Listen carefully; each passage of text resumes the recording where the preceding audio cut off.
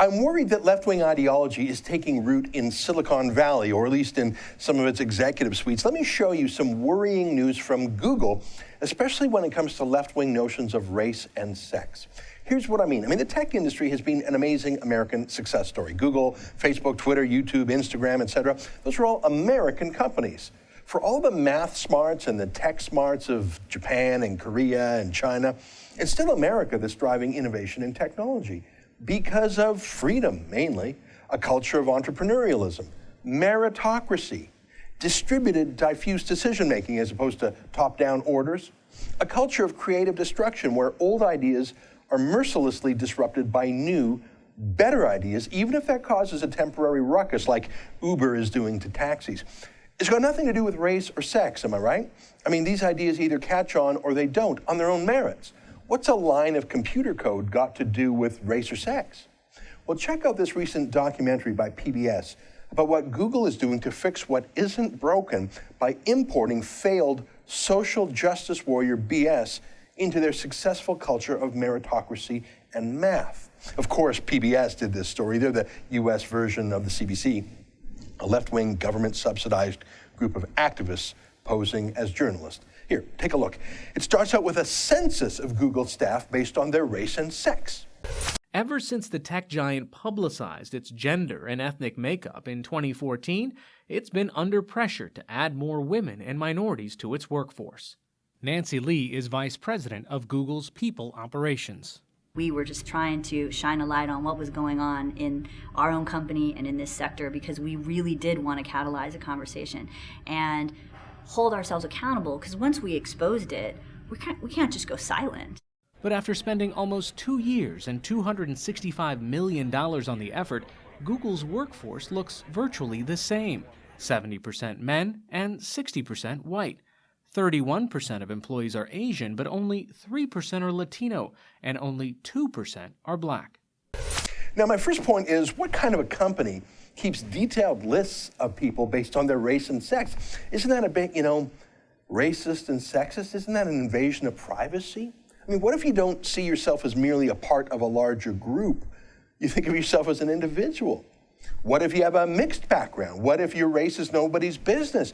Aren't you working at Google because you have some sort of talent unrelated to your race or sex? But isn't the obvious point that if some groups are underrepresented, then others, by definition, are overrepresented? I don't know if you caught it there, but Google's technology staff is 60% white and 34% Asian.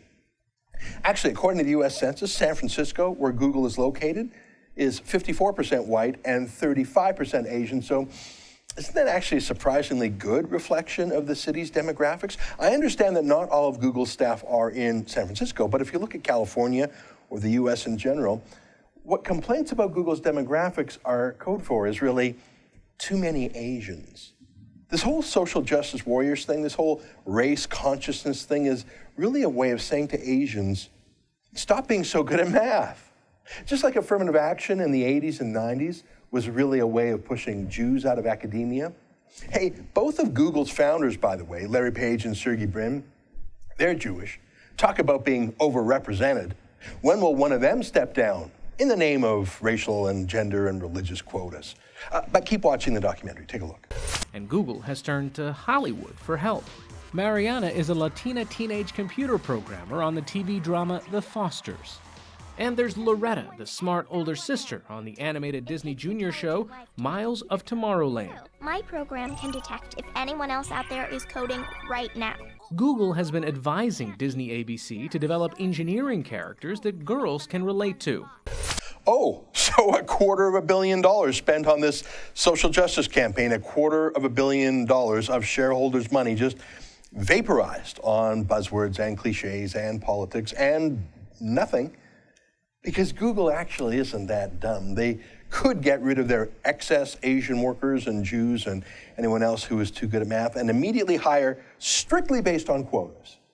But the thing about ultra-competitive industries is that you can't afford the cost of racism or sexism. You can't afford to turn down people based on race or sex. Imagine an NBA team, just for an example, who said they would only hire precisely based on demographics. So only 13% of black players, only, which is the US average.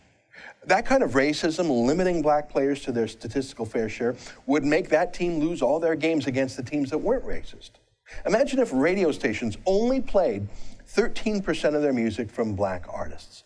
It's ridiculous. We know this from things where merit really counts. Only in the BS professions of academia or government employment does merit count for so little that racial or gender quotas could work. I love how they're now trying to propagandize the rest of the world through those cartoons. Look, quotas failed for them, but maybe they can buy some political wiggle room from the left by funding other social justice projects targeting the rest of us. But look at what this whole thing has done to one woman in particular. Look at Erica Baker.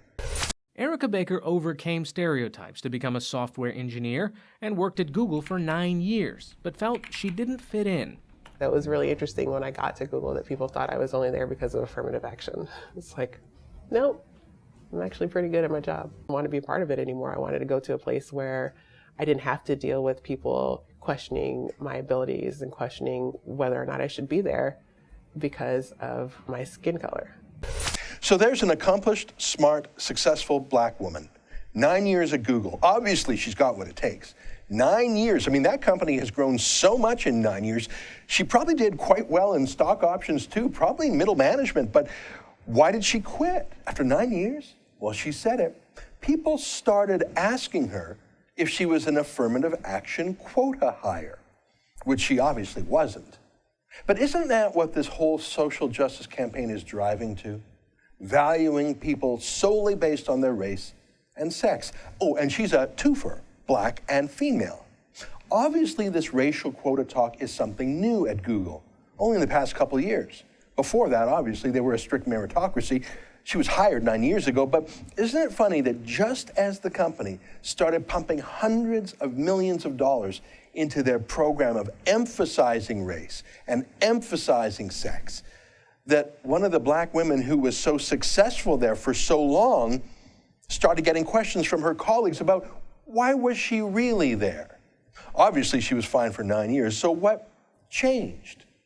Well, Google changed. They started judging people based on race and sex, not merit.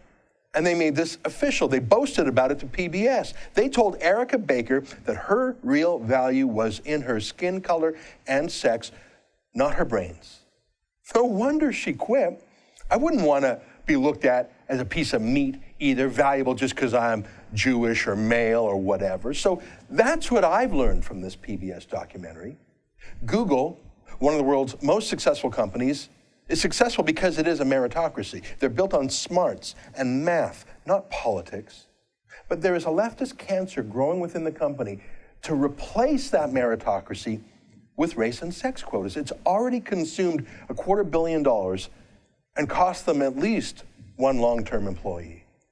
How do you think this story is going to end? For the Rebel.Media, I'm Ezra Levant.